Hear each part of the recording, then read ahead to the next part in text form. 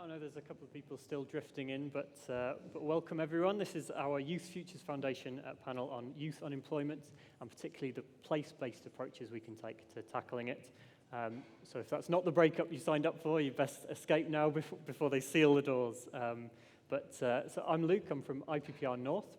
I'm a research fellow for the North East, so I work on any policy agenda that particularly touches the North East. But my background is in education policy, so I trained as a teacher before working for a number of higher education bodies. So I am a problem in the teacher retention data. This is I'm exactly what we don't want, people leaving teaching, but there you go. So we've got a great panel of speakers here today. So just next to me, we've got Rob Tabb from Liverpool City Region, who's the policy lead for employment and skills. Then we've got a load of people who sat in a different order from what I've got here, so I'm going to work it out. No, we'll be fine. We've got Jill Bainbridge, who's the CEO of Merseyside Youth Association, doing lots of work with vulnerable young people in Merseyside. Then we've got Jess Evans, who is a student at Cambridge University, who's involved with Youth Futures Foundation as a non-executive director, as well as being involved in the NCS as well, doing a million other things as well, I'm sure. Then we've got Andrea Barry, who works for Youth Futures Foundation as their analysis manager, working on improving data and analysis to do with young people's opportunities. And then right at the end there, we've got Neil Pedersen from the Scottish Government, the Employer Engagement Manager for the Young Person's Guarantee. So fantastic panel of talents here, a lot of experience from across the country that we can draw on when we're looking at this subject.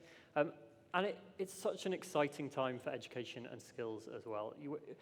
Two of the Levelling Up missions touch on this area, and there's a huge challenge ahead of us.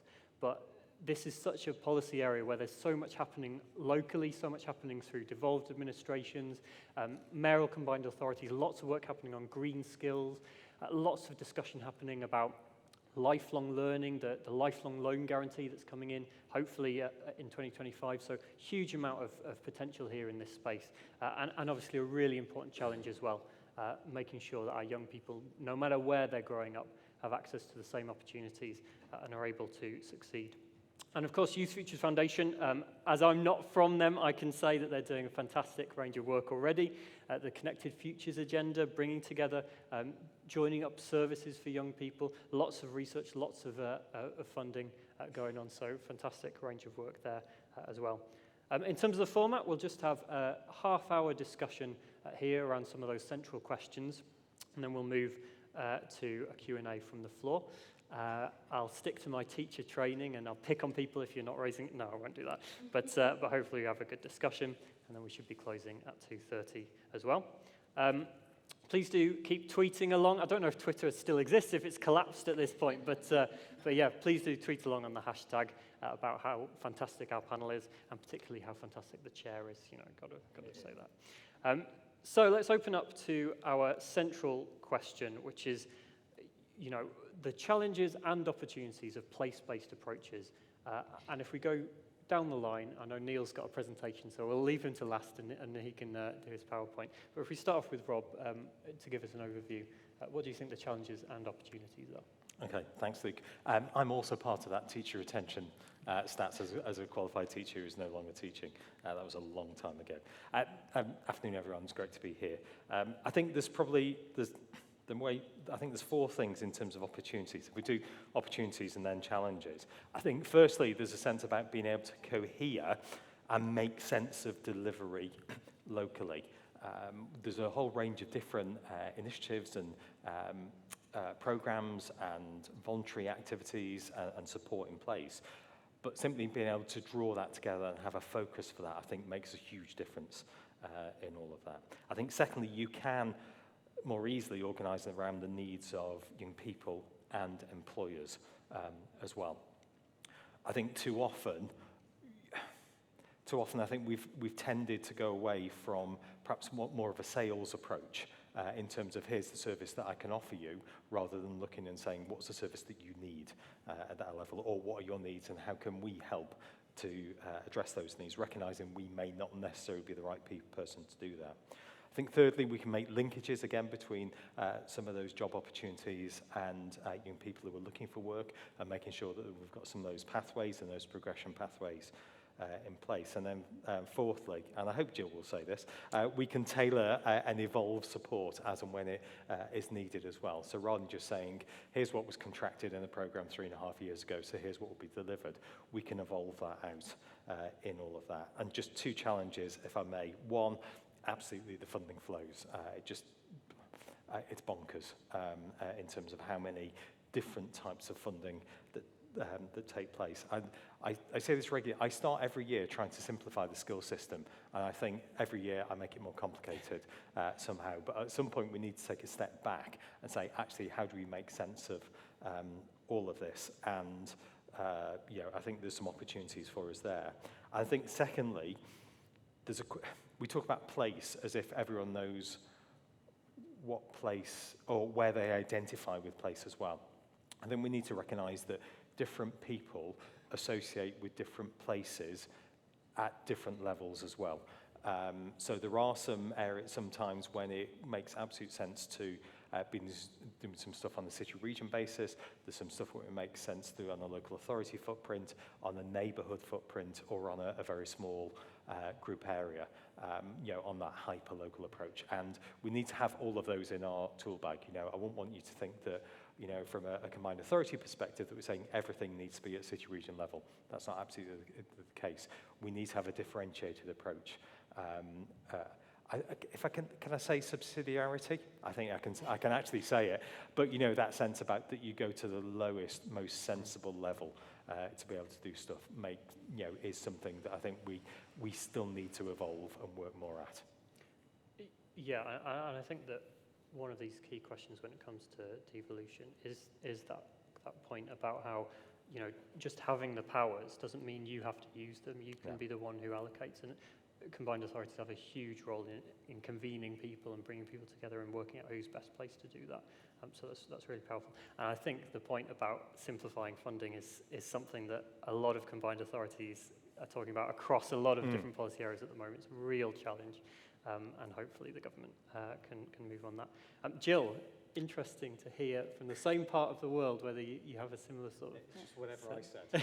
Yeah, that's it. Pass on. I think I'll start with the challenges because there's an overlap with what Rob has said.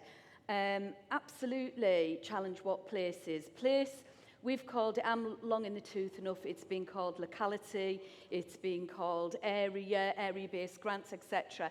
And sometimes people talk about place and it's the new parlance, but actually what does that actually mean to a young person? Is their place their street?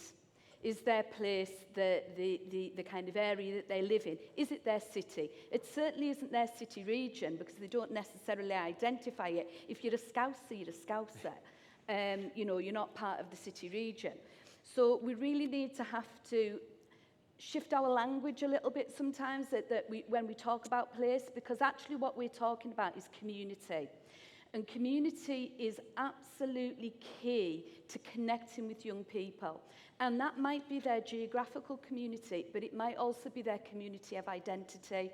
And that doesn't automatically mean that they coalesce around the place that they're born. It might be how they see themselves and their identity. And that's really, really important. And to have that cross-cutting equalities, to think about place, young people's places is sometimes who they are and how they connect with other people. So that's really, really important. And I also think it's absolutely key with our young people to broaden their idea of what place is, because aspirationally, we cannot just say to young people, your job for the next 40, 50 years is going to be next door. You're going to be able to walk to it. No, we have to give young people a broaden their horizons and talk about many places. You can get on the train and go to Manchester if you want. If you really want to work, if you really want to, you can. So I think that the challenge is that place doesn't really kind of mean anything to young people, so we need to think about how we talk about place. Funding is a challenge always. The UK Shared Prosperity Fund is, frankly, a slap in the face for some places where deprivation has not been recognised, and the amount of money, similar to Boris's bus, is not anywhere near what the European Union were sending to places of severe deprivation, and that is going to be an absolute challenge, because the need and the demand in our communities is increasing, but the funding is decreasing, and that's a major challenge. However, the positivity is of working with communities and working with young people is that you can co-design services with them. And that's the beauty of doing something that's commissioned, where we can get the voices of young people embedded in their services. So it is their service because they have helped you plan it. And if it isn't working, they can tell you, and you can learn, adapt and improve your programs. So it doesn't have to be, as Rob said, a 3-year commission where you just do the same thing, whether it works or not. Gone are those days. We don't have enough money to fail. We really, really don't. And we're only going to succeed if we co-design and we create that wraparound support. And the importance of community and working at that level, and those communities have identity, is it means that you can build that wraparound support, that supported signposting, those referral pathways that are actually there and will be there for young people beyond the lifetime of your project. So it's embedding, you know, everything that we do in the long term within communities and communities of identity. Absolutely. And I think that point about identity is so important, and you know, how young people feel attached to their place and whether they access services within it. But my wife is actually from north of Liverpool. She's constantly having this debate about whether she's a Scouser or a Wool. But yeah, that question about co-design is really important as well, you know, and we see a lot in higher education about how universities work closely with students and students' unions. We don't see it a lot elsewhere, and I think that that's something that a lot of, you know, local government and a lot of other institutions can do much better. And moving on to an organisation that does do it very well, over to Jess and your experiences as a young person and working with Youth Futures Foundation as well. What do you think? Yeah, great. Thank you so much. So first of all, just to echo the points that have already been said, I think they're like fantastic and bring up some really interesting sort of like themes and things to explore going forward. I guess starting with some opportunities actually, because I think it's important to start on a positive note, at least from a young person's point of view. I think that point there about sort of co-design is really crucial and really embedding youth voice in whatever we do. And that's all the more impactful when those young people are in the local areas where the initiative is being implemented and have that like rich local knowledge. But equally drawing on sort of like experts who are also in that area and they know what they're doing, they know the area, they understand the challenges, and being able to have those adults who are sort of like experts in this field guide those local young people within their area and really implement that knowledge all together, I think is a fantastic opportunity. And equally more broadly than that, I think sort of keeping young people in these situations where they're perhaps like comfortable, familiar, have those support systems already, can really sort of help to amplify the effects of any sort of intervention. No young person wants to be forced to have to like travel elsewhere or participate in perhaps a national program where there's lots of unfamiliar faces, lots of unfamiliar systems and things in place. So I think there's some sort of opportunity around helping the young people to feel confident where they are and having the initiative come to them. In terms of some sort of challenges, I think in addition to everything that's already been mentioned, from a young person's perspective, perhaps that sort of local place isn't necessarily where they want to stay. And if we really concentrate these initiatives into these local places, that might inadvertently create some sort of like barriers to aspiration, for example, or to not necessarily realizing sort of what else is out there. And I also think there's a piece about sort of social mix. So some of the broader non-place-based interventions perhaps have slightly more opportunity or like easy access to fostering that social mix and getting young people from various different places to mix together and learn from each other and really foster that sort of like cohesive society. So yeah, I think that's sort of it from me. No, that's really useful, and I think you're right. There's something in there about making sure that all young people from different kinds of backgrounds are able to access these same opportunities. And in order to do that, there's a whole piece of work around the intelligence we've got, the insights we've got, and how we capture that. Well, it comes on to Andrea. You see what I'm doing? I'm segging just seamlessly. Andrea's work with data, how does this kind of touch this agenda, do you think? So I think if I can speak a bit more broadly and not just include a discussion around data, but also my experience as a transplant living in the North, actually, I think there's so much activity going on about these place-based interventions and things you can do locally. It can be also really difficult. I mean, I'm going to talk opportunities and challenges intertwined because I find that there's a double side when we're talking about this topic. And it's the ability to engage more locally, as we've already been saying. It's also the challenge of also knowing what's on, if that makes sense. And if you're trying to be an actor in this space, how do you know something else isn't going on that you could support rather than trying to replicate yourself? And I think that's a really important challenge and, in a way, opportunity. I think the point about what are the services you need, I think that's such an essential aspect of place-based interventions, and this gets to data, but it's also really challenging because you don't know what they need because the data might be so poor that we actually don't know what the supreme granular challenges that exist in every area of the country. So we understand where deprivation is, but we also don't recognize that sometimes deprivation means different things in different areas, and what it looks like is different in different areas for different people at different ages and different stages of their life. So if they're transplants, if they were born there, all of that, we don't always know all of that when we need it so that we can help those who need it the most. But it also gets to a point of an opportunity, which is the ability to tailor support. If we have the right evidence, if we have the right information, we can really tailor support so that people have what they need, when they need it, and where.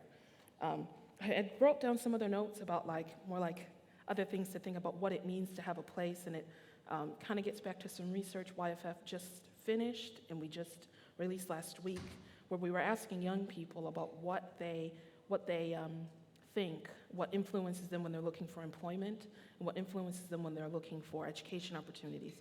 And a lot of them said their own personal interests, but also family and friends. So I think it's the idea of a place being, almost like a place could be a cultural thing where they feel most welcome, and that can change over time.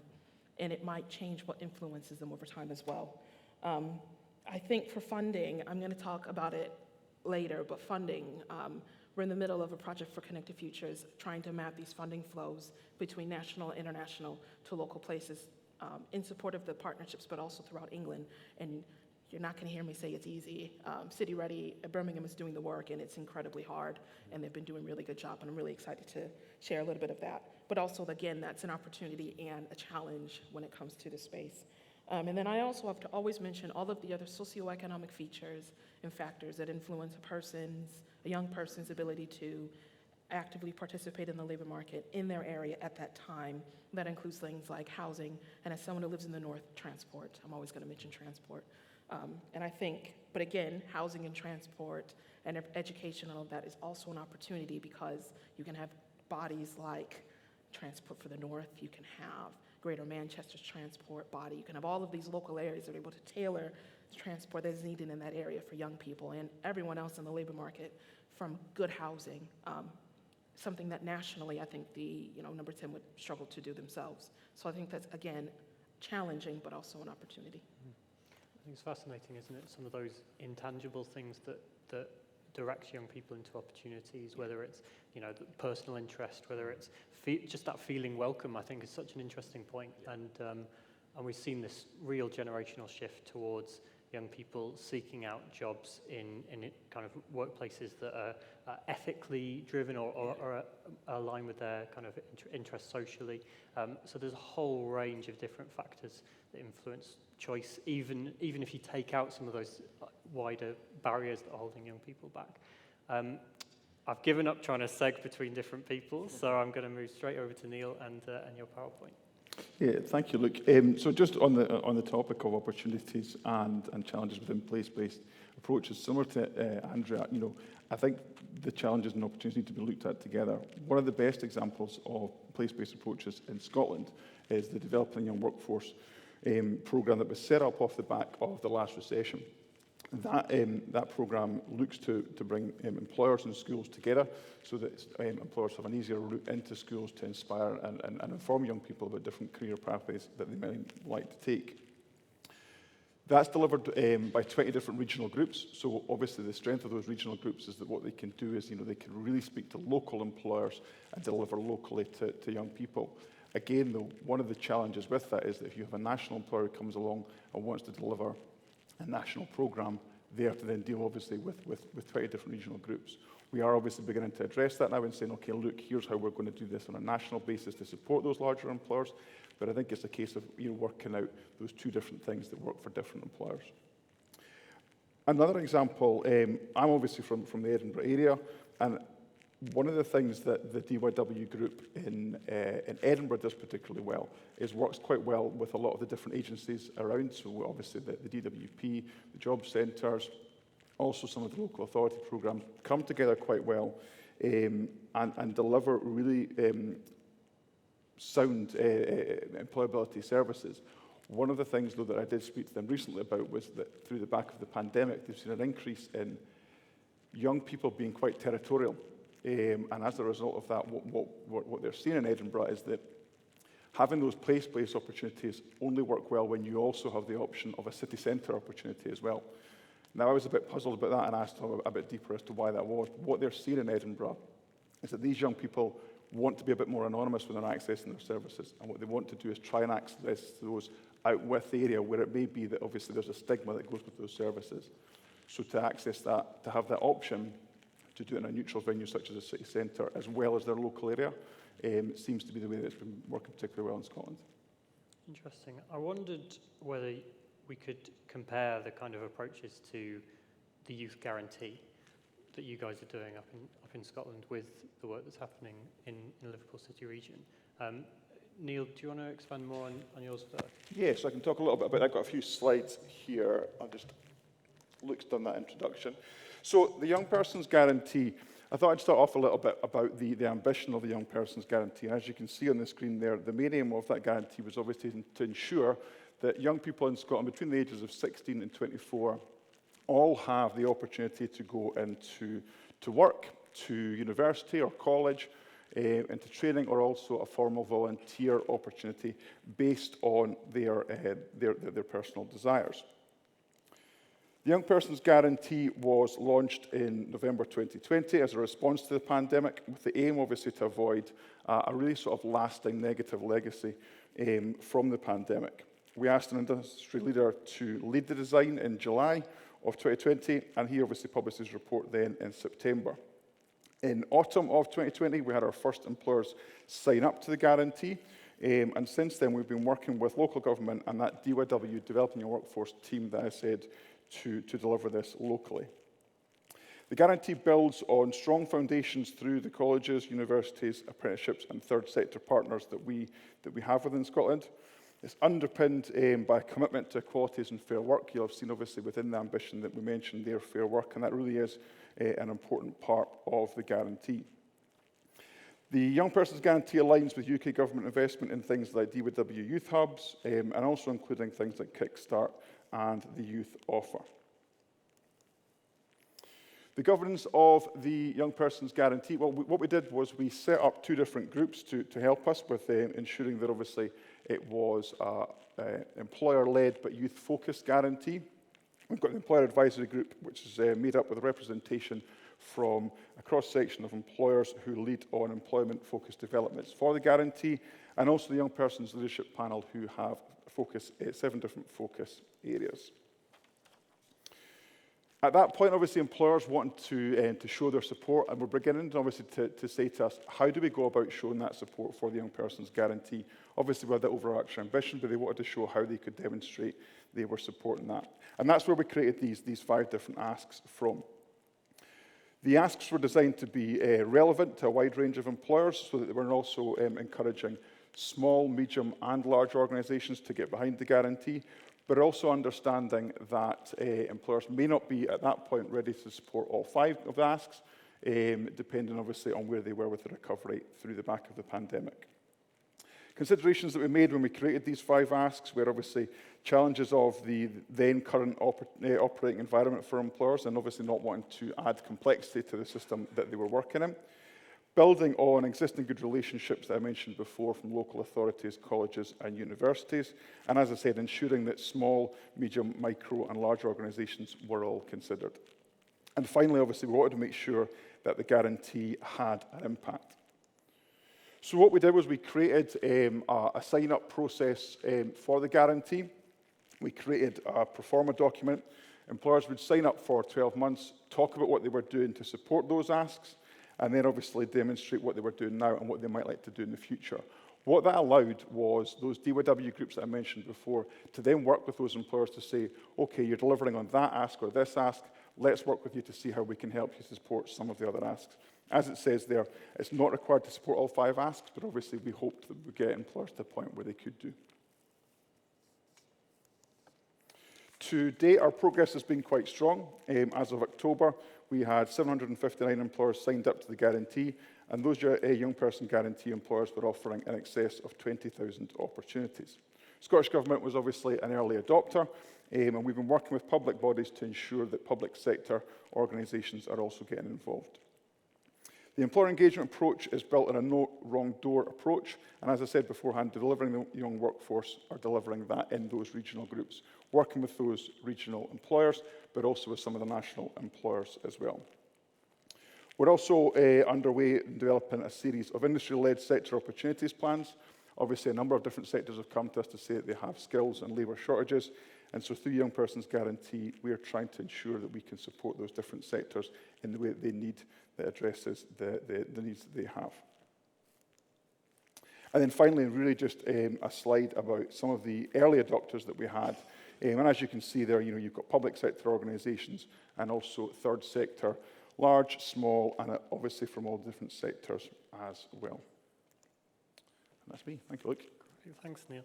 I think Neil's shown the rest of us up by pre-preparing a comprehensive presentation. So we'll test how many stats Rob's got to hand in his memory. But no, I think it'll be useful to draw that contrast with the guarantee that's going on in Liverpool as well, and then we can draw in some discussion about that convening role, bringing together organisations, and the role of young people as well. The leadership panel, I think, is something that's really interesting in the Scottish model, and making that meaningful, making sure young people actually do influence things, that I think is really key.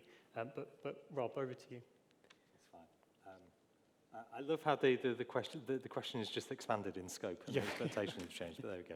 So I think the first thing to say is that the focus we've taken so far is to be able to publicise and communicate with the offers that are available in support, and to be able to direct young people wherever possible through existing services to be able to access that. Because I think as we've all said, there's an awful lot of provision and support available at the moment. Jill's right, a lot of it is funded through European Social Fund over the next 18 months or so, and there will be some issues for us to manage from next year, in some cases from April onwards next year, that we need to bear in mind. When we look at that, when we've looked at the gap analysis, what it's told us, what the strong view from stakeholders is, that we don't necessarily need another programme. What we need to be able to do is to be able to better manage the transitions between services, and certainly from kind of school into school leaver, and then that transition from kind of 16 to 18, 16 to 19 into adult services.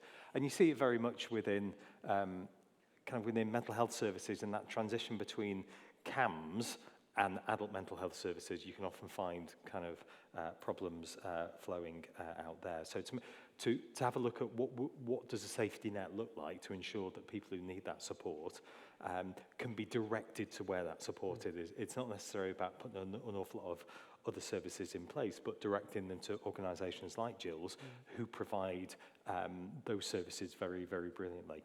I think it's also worth just thinking about the age range, and whilst we talk about 15 or 16 upwards, in one of the we've been really positive about European Union today, aren't we?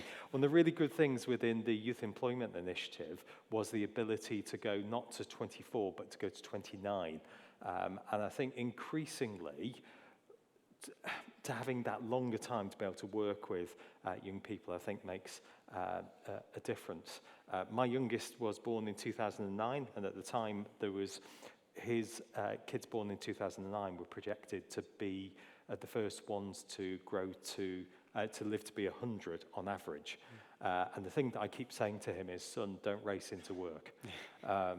Whilst I want you to work, because I don't want to have to pay for you, you're going to be working until you're 80 or 85. Can you imagine kind of, the thought for me of, I love my job, but doing this job for 67 years isn't overly motivating in that respect. So it's understandable that if young people are taking longer to make decisions to get other experiences before then come into the workplace, having the ability to support them up to the age of 29, I think makes a big difference in that respect.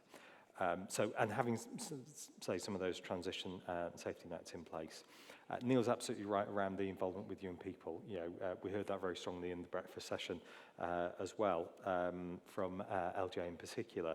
And that point around, so the Metro May had a youth advisory panel of about 350 young people. It'd be fair to say that 60% of their questions whenever we engage with them are around employment and skills. So we may need to make sure that we're picking up on that. We're starting to engage through our Youth Combined Authority. We're meeting with them in a couple of weeks to talk this through. And Jill doesn't know this yet, but we're going to be coming out and doing some more engagement with stakeholders to be able to get that in place. Because recognising that just because we might think that putting it on a website or putting it on a Twitter feed or putting it on Be More, our soon-to-be award-winning careers portal, lcrbmore.co.uk, that's great, and that might work for me, but is it going to work for a 17-year-old in Kensington who might struggle with digital access, who might have a smartphone but no Wi-Fi connection in that respect? So I think there are some big challenges to be able to listen to where young people are at the moment. I think the points that were made around there are an enormous amount of differences, and there are many different people in different communities with different needs is absolutely right. One size doesn't fit all in that respect. So having a multiplicity of options and routes in place, and critically for me, those safety nets to ensure that if there are problems at some point, then there are ways that we can support young people to be able to catch them and then to be able to direct them at the right time into that service, I think is absolutely key. So we're going to be doing quite a lot more next year on this in terms of taking those things forward, but bearing in mind that all those things that we've talked about here are absolutely fundamental in terms of future co-design. Absolutely. And there's definitely, so there's something here about signposting and the role of the VCSE sector and how that best fit together. So I wondered if, Jill, you could speak a little bit about, what works well at the moment, what some of the challenges are there, and what needs to improve, really, with that. Okay. I think what works well at the moment is for us is putting young people right at the centre of everything that we do. Young people have so many assets, but they are the product at the moment of a set of circumstances where life is really challenging right now. So, our young people are ground down, quite frankly. This is a generation of young people who've not been youth worked. They're a generation who, in 2010, when the local when austerity hit, they were 8, 9, 10, and for the last 13 years, they've not had the services to sit and be that safety net and support them. Some have been lucky. There are pockets of really good work existing, and where that work exists, that has really, really made a difference. But the sad thing, we were at one of the Employment Convention skills show, and my Talent Match programme were there, and we were looking at jobs for young people and trying to encourage them, ask them, what's your golden ticket, what do you really want to do? And somebody was talking about wanting to, give back, and said, what about being a youth worker? And they said, what's a youth worker? Wow. That's tragic. So they've got to 17, 18 and the pandemic hit. So for 2 years they've had all of that, that stress and that anxiety and that lack of social connectedness. And then we come out of that and they're getting their stuff together and we hit with the cost of living crisis. So it's a generation that's been battered really by political and economic choices that have been outside of their control, that happened before they were able to vote. So, but within that, the opportunity is that they still have assets, they've still got resilience, there's still so much that young people can and want to do.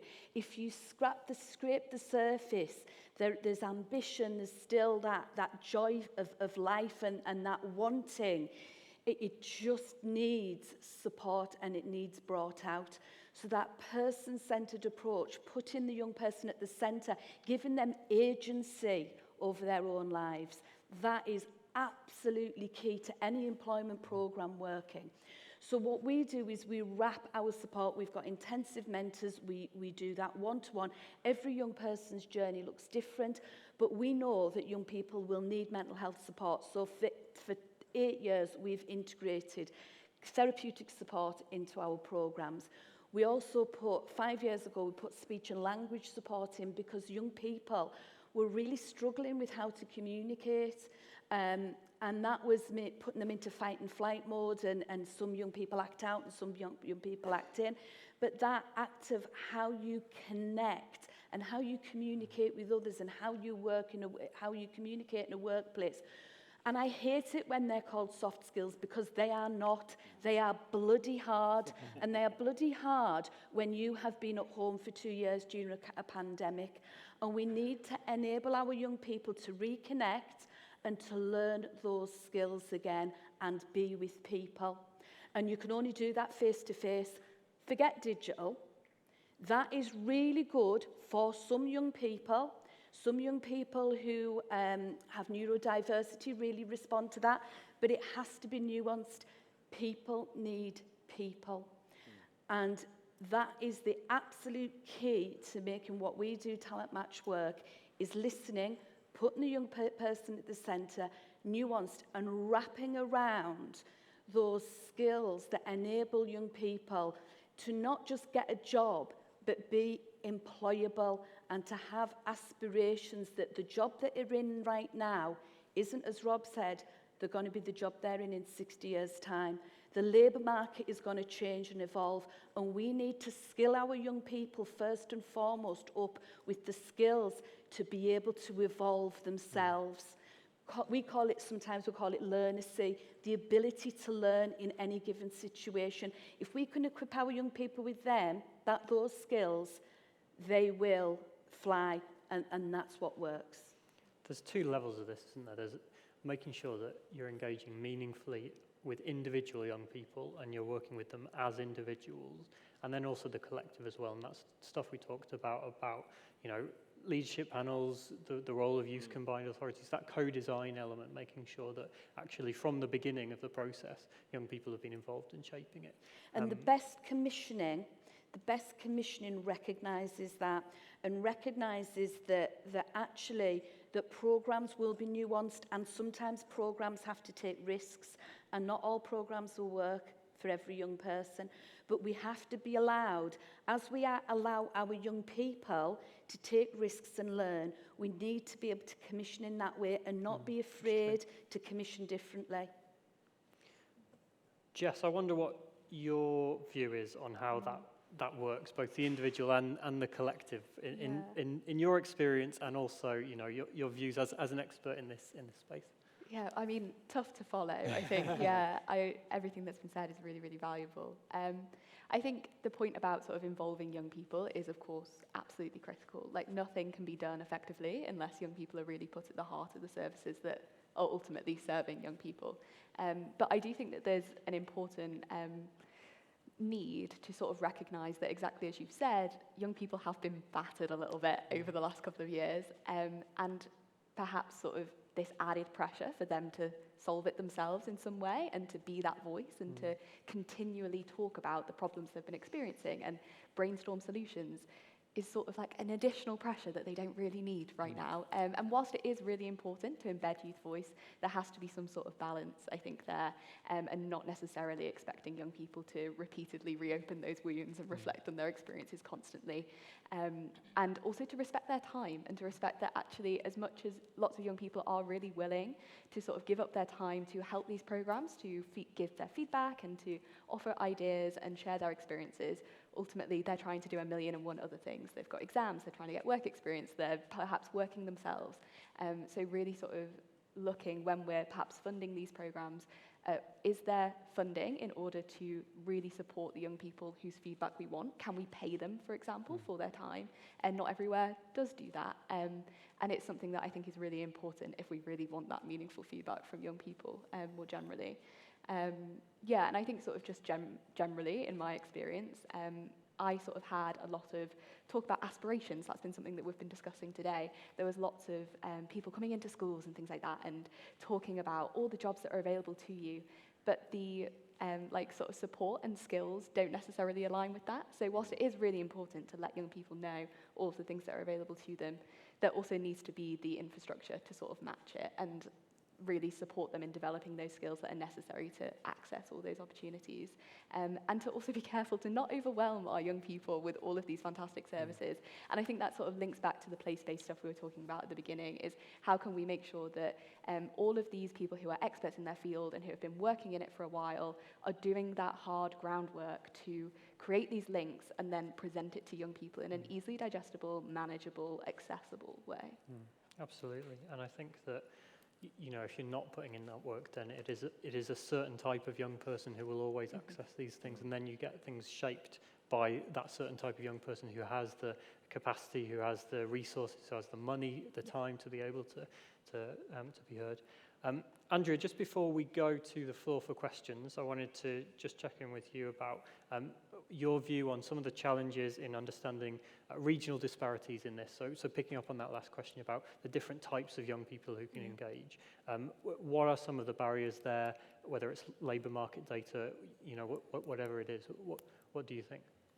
So I think I'm going to start by just kind of discussing our Connected Futures Fund program, where we're funding, 7 partnerships across England to do really important systems change work. So if I use the example of Hull, they were funded to really look at why there were so many vacancies in their area and so many of their young people did not actually take up those jobs. I think Brent, Lewisham, I know them, Brent, Lewisham, Burnley, Blackpool, D2 and 2, which is Derby and Nottingham, and Hastings. Those are the partnerships that we're currently funding. And out of that work, it comes the local labor market analysis, which provides a lot of insights for these areas, but also mapping of funding flows. But I'll just briefly talk first about the local labor markets work, and that's, I think, where you really see some of the challenges, because there's significant local data challenges when it comes to even understanding the problem so you can solve it. And what we've already found is that there's also a lack of confidence for using data locally. There's a lack of confidence in understanding where the data is, what granularity it is. Is it based on the marginalized groups you're working with or the groups you're working with? And is it timely? So is the data 15 years old? Is it 10 years old? Or is it actually within the last couple of years so it can be more useful? There's also a lack of capacity in some of these local partnerships to even do the data work. And some of our partnerships include local councils and LEPs, and you see a huge difference between some of them, because some councils didn't have to cut some of their data analytics after the latest round of austerity, and some of them actually have the internal capacity or the ability to commission some of this work out, and that makes a huge difference when it comes to whether or not these areas can actually identify the groups they need to work with, where they are and what they can actually do with them. But it also reflects just the national problems sometimes you find when trying to understand marginalized groups in data sets. And this is referencing some research that we did last year as part of our ethnic disparities subgroup for the youth employment group that was commissioned out actually to Learning and Work. And we found there were significant data gaps when you were looking at ethnic minorities, especially young people from an ethnic minority background, and understanding just nationally outcomes over the last 10 years. what we found was we had to aggregate a lot of the data for 5 and 10 years, which is really not useful when we're trying to understand what the actual problem is. And again, identifying where, when, how. And I think it just also shows just how what is needed in each area, and again, gets back to this place-based work, is what is needed in each area was so different from the local labor market analysis work we've already seen. And that is, for example, Hastings are really interested in national data sets on employment, whereas Hull really wants more granular needs data so that it almost identify the streets where the people are living, how they can actually reach out to these young people, because they themselves have youth, I don't want to call it a hub, it's like a youth group where young people can go, access services, access support. It's mostly youth-led. They have something called The Thing, which is like their own parliament where they make decisions and everything as young people, very youth-led. But they recognize that they can't just rely on who's coming in the door to do this work. They have to identify marginalized groups that they have not themselves been in contact with. And the easiest way for them to do that is through data. But they can't, because they cannot access some of the local data to understand where young people who are more likely to be NEET live, where they are coming out of the care system, are they coming out of the youth justice system, and where they are and how they can access them. And I think it kind of points to solutions and how we can fix this so we can continue to do better work locally. And it's like building, part of this work is building models, and as an economist as well, I'm always interested in models, but it's also building ways that local areas can kind of get around the local data problem. And then also as an organization, YFF is really interested in building capacity, so us kind of taking the load off and saying, here is a tool you can use, and you don't necessarily have to build it yourself, but we've done it for you. And I think that's just on the local data side, that's kind of a way we see as the way we can take part in solving and addressing some of these gaps when even trying to understand the marginalized groups. And now I promised you funding, and I'm going to just really briefly say, when it also comes to funding flows, there's also a gap there on data, and it's the data on the funding options do not actually show you who took part in the funding option, whether or not it was addressed for young people, whether or not even though the young people were eligible for it, whether or not organizations that solely focus on young people from our marginalized group were able to even take part of it. And it also doesn't, you don't always have the data and evidence on interventions like evaluation work, and you don't really know whether or not that program of funding worked well. And I think it's also a problem in that all of the funding options are so scattered in a way that it's really difficult to really understand what collectively it all means and what collectively all of this money that has been thrown at loads of places have done. And again, in order to do that, you need good data, and you need a good way of organizing and collecting what it actually means. My background is actually in development economics, and this is something that we see across developing countries, that you can throw loads and loads of money at a problem, but if you don't actually collect any information on what that means, it doesn't mean anything at the end, and all of a sudden you're missing a whole bunch of money, and they're calling the president corrupt. So, you know, I find sometimes a similar problem when even in other countries like the UK, the US, Canada, you can just throw money at a problem and still not understand what it actually means. And with that, you really just need data. So I'm always going to advocate for more data. So that's me. There's a real patchwork, I think, isn't there, across the country of, you know, for example, local authorities who have really advanced data dashboards that have survived through austerity and those that just don't, and then that exacerbates the divide when it comes to developing other policy. I think there is a real link with the VCSE sector here, linking with those organisations that know what's happening on the ground, that have the intelligence of their communities to link to policy making. But you're right, there's a total divide. Let's go to the floor now for questions for our last, 10 minutes. So hands up, or I'll be picking on people. Yes, gentleman in the middle there.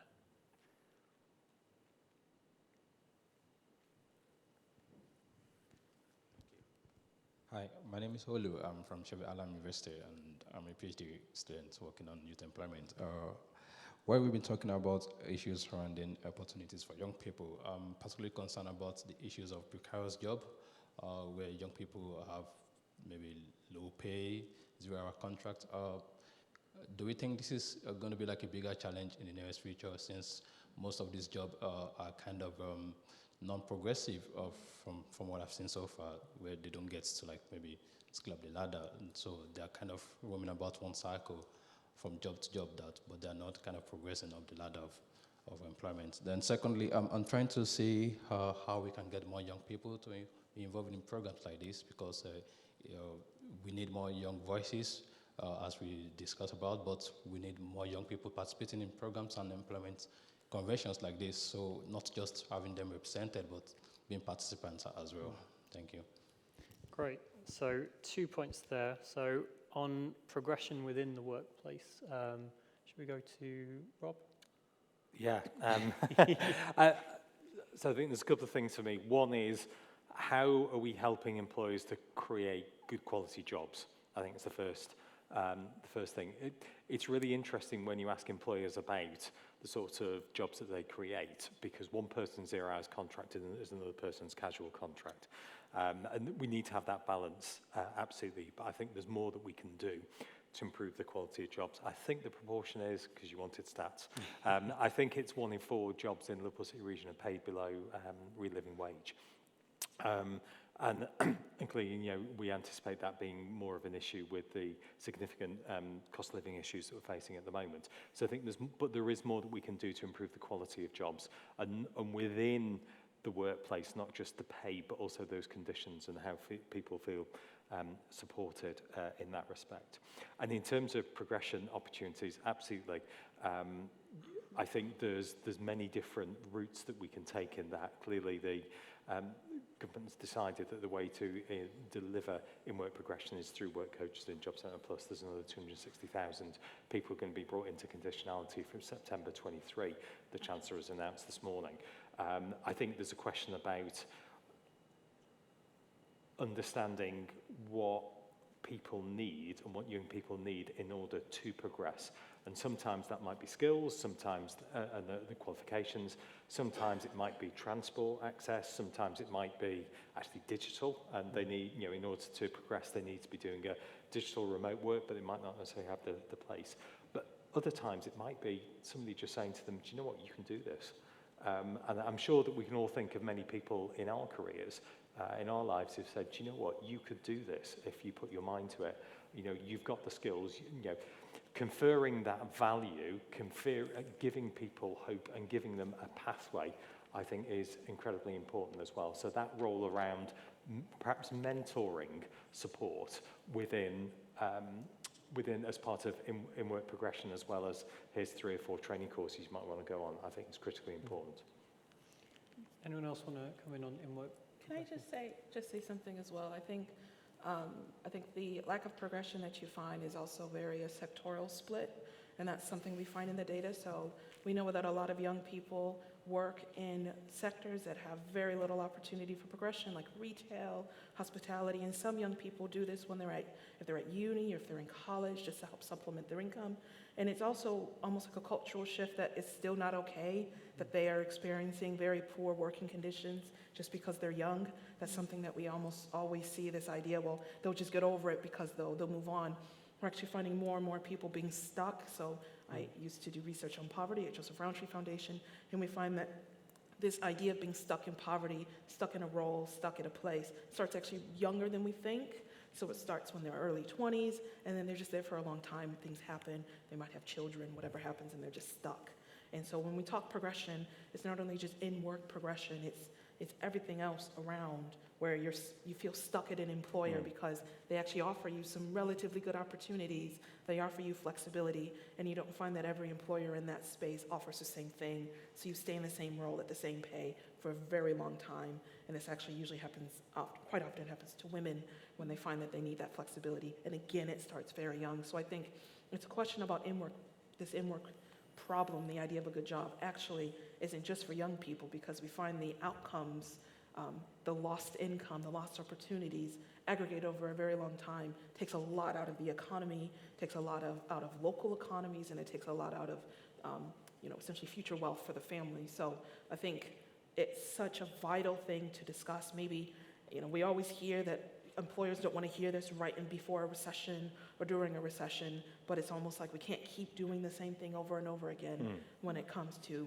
the idea of a good job or not. So. And just on that second part about getting more young people in the room, even in spaces like this, getting more young people in attendance. Jess, what do you think about that? Yeah, so it's something that I work on. That is sort of what I do. It's sort of being that young person in the room and also trying to encourage more young people to get into the room. And I think it goes two ways. There's something to be said about building young people's confidence and really upskilling them, providing them with the opportunities, and also encouraging them to sort of take their own initiative, put themselves forward, step up into these spaces, and not be afraid to be in big scary rooms like this and to talk in front of sector experts and leaders. But there's also something to be said about not putting all that pressure on the young people themselves and actually actively creating those opportunities, and perhaps going as far as sort of like mandating that. So at events like this, perhaps every organisation that attends has to have some sort of youth voice, youth representative or something, and really creating those opportunities that people can't just duck out of it easily, and you have to have these young people at the table. And I think if you sort of create things like that, then over time it will become more natural and people will start to just do it because it's the normal thing to do. But at this point in time, I don't think it is necessarily the normal thing to do. There aren't all that many opportunities for young people to come to things like this. It does come down to a little bit of like who you know, who you've managed to work with, and that's of course not fair, because then it also biases the type of young people we get in the room. I am certainly not representative of the general youth population at all, and there's a bit of a question about sort of what does that say? Why am I in this room instead of perhaps somebody else from a different background, a different area, a different level of opportunity? So yeah, I think it's definitely a two-way street. There both has to be some sort of encouragement of young people to fill those spaces, to take up those opportunities, but also to more actively create those opportunities within the sector. Everyone wants to, but it's not necessarily top of everyone's priority list, but I think it should be. We've got time for one more if we're very quick. Does anyone else have a question? There we go, perfect. Well, I did want to ask about the cost of living, the impact of the cost of living crisis, and obviously we've heard a little bit from the Chancellor today. Some of it is much more than I think was anticipated, some of it's much less. We talked about the SPF and the fact that hasn't been uplifted, you know, in line with inflation. It hasn't been inflation-proofed. It's going to be a big challenge. Jill, do you want to add a little bit more about that and the impact of that on some of these agendas? Yeah. So I think the cost of living crisis, there's a double whammy, because the young people that we work with, a lot of whom live independently, are just finding it really hard to maintain the tenancies and maintain, you know, the bill. On our previous question there might be in a starter job on minimum wage, and basically trying to maintain some kind of flat, and it's just really, really tough, and it's very difficult. And I worry that young people will either dip out of the system, and either we've seen increase in homelessness, or dip out the system and try and make money elsewhere. I think it's also really demanding on the services like ourselves and the public services, because again, as a voluntary sector organisation, our bills are going up. We've just taken on a youth centre in Huyton. Fantastic new build was built as part of the My Place programme. We've just had a half-year bill of £30,000, which means £60,000 of our budget is going to pay our bills. And that's the reality of what the voluntary sector is having to go. And then online with that, our income's not going up by the rate of inflation. You know, our 3-year programme is our 3-year programme. The Shared Prosperity Fund hasn't been uplifted. We will have to bid into that in next year anyway. So you could get a perfect storm of your demand and the need and those basic needs of young people increasing, whilst those who are there to serve them are withering on the vine, and that's your perfect storm. And that happened in 2010-11 when we lost a hell of a lot of services from our public sector funded services. and we haven't recovered from then, and we're having this. So it is a real challenge.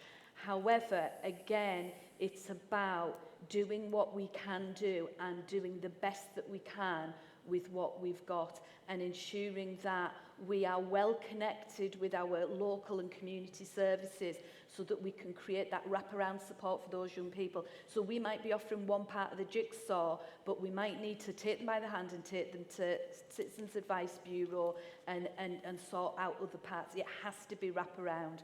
And then for us as sector organisations, you know, we have to coalesce.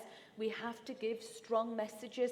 We have to, I've used this expression before, we have to speak truth to power. We cannot stand by and let this government make choices that are affecting a generation of young people. We cannot do it. We have got to coalesce. We have got to use our combined authorities, and we've got to use our metro mayors. We've got to use, you know, our national devolved governments. We have got to I'm not joking it, let's get on the streets and knock some doors down, because how bad does it need to get before we take action? And we really need to come together. The coalition of the good, we need to work together. And there is hope, but we cannot let this go down without a fight. Absolutely. Well, I'll leave it there. Fantastic. I mean, I should have closed on a more positive question, maybe. Jill's absolutely right. We do need to come together. But hopefully there is positivity. Exactly, and there's fantastic work happening in communities and in devolved administrations, and there's so much work going on, and yeah, there's a bright future ahead, I'm sure. But thanks to our panel, thanks to all of you for coming along, and I hope you enjoyed our session. Thanks. Thank you.